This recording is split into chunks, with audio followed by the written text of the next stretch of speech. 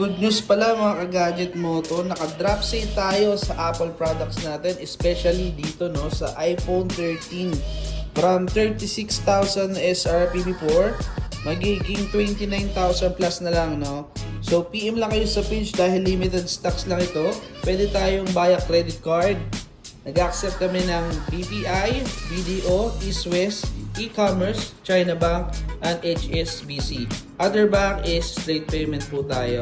At kung gusto niyo naman ng installment, meron tayong home credit. One valid ID lang ang kailangan and just 1 minute is approved agad tayo. So mag-message na kayo sa agad sa page dahil limited stocks lang po at naka-biggest drop sale tayo dito sa iPhone 13. Brand new sealed, open line, and NTC na rin siya. No? So thank you.